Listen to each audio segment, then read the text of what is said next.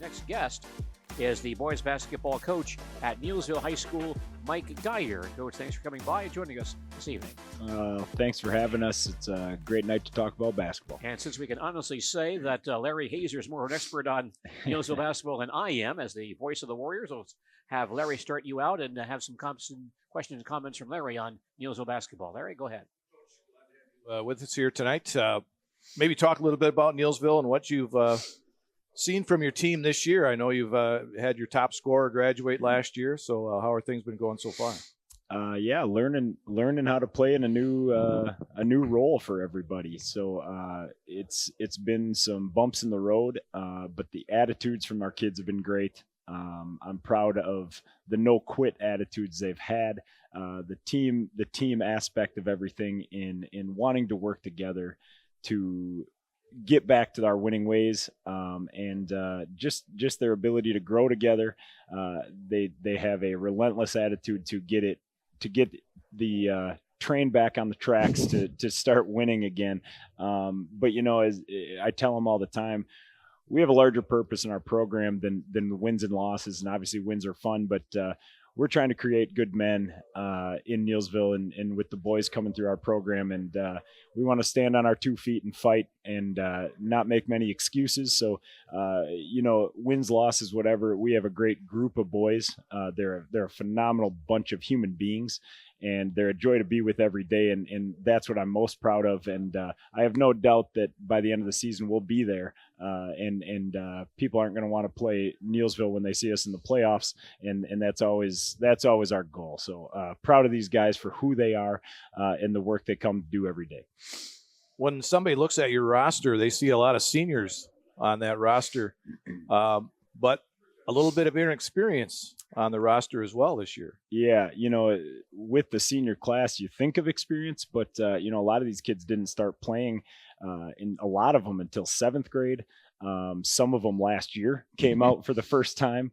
They just didn't get a whole great youth experience of going to the tournaments. And, I'm with my 2nd grader and 4th grader now. We're playing, and those guys didn't get that experience. They didn't have a lot of time.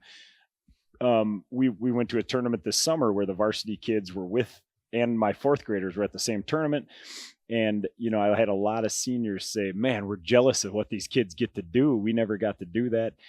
So it was cool to see, but so we're trying to grow. There's a lot of just little basketball things they missed from not playing youth basketball that we're trying to teach on the fly, and while still trying to be competitive at the varsity level where you have to do some more higher level things. So it's a fun challenge, and again, they're such a great group of kids. They love each other.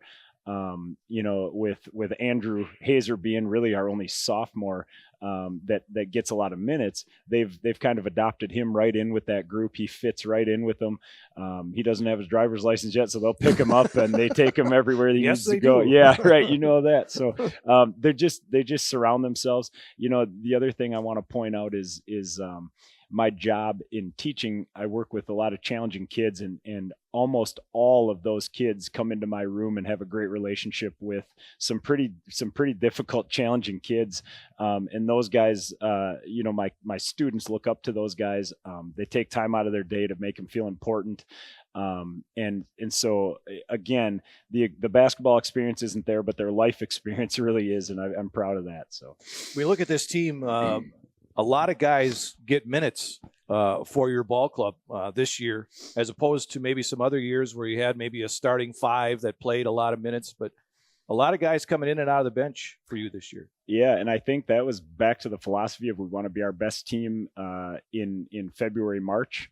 And, I said that it's really hard to determine who's better than who on our team, because on any given day, Andrew will come in and have 16, 17 points one game, and someone else will come and someone else have 0 that game. And the next game, Andrew will have 4 points and the next kid will have 12, 14. So I think giving them the opportunity to see who we can count on, by the end of Christmas break, you want to have your solid 8, 9 kid rotation.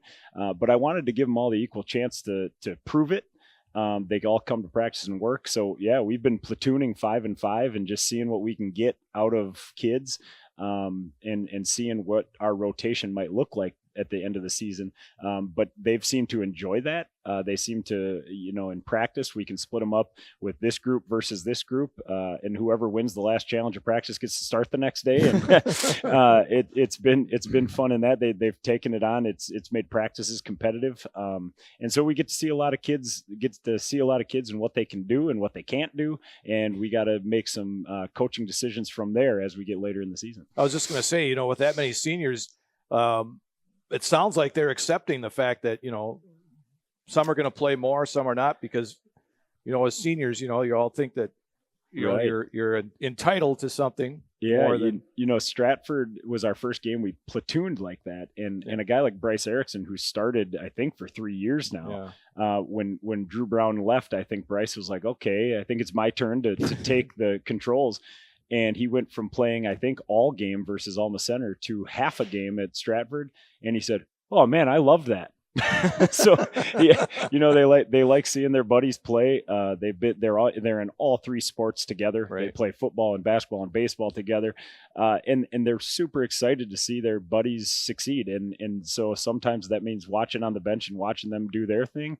They enjoy that too. So, again, I have gotten no complaints about playing time from these kids. They're just wanting to figure it out, and they have a great trust in me that we will.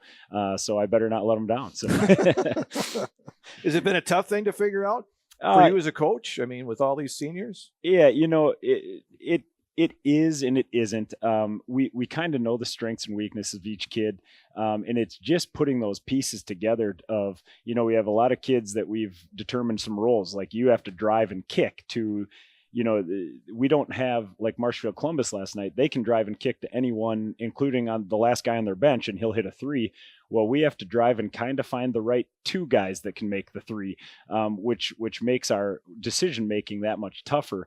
So playing together with those groups is a little bit tougher. But again, the more we play, the more we get after it in practice, the more they're figuring that out, and it's fun to see the growth. Again, when we've had some really, really good teams, I can remember back to Alex King's senior year, it was hard to see the growth every day because they were just pretty good all the time. These kids, you really get to see it every day. They figure out something new, the light bulb moments, and those things are fun for a coach. And so we'll just continue to grow together. And I really have a lot of faith in these guys figuring it out by the end of the year. You say needing to grow. What are some things you need to work on? Improve. One interesting thing is we said we're going to have to learn how to win close games, and our first 2 games of the season were 2-point games, and we haven't learned how to win those yet. So I would have liked a few more practices to work on that. But it's who wants the ball at the end of the game. In the first 2 games, we didn't have a lot of guys that did.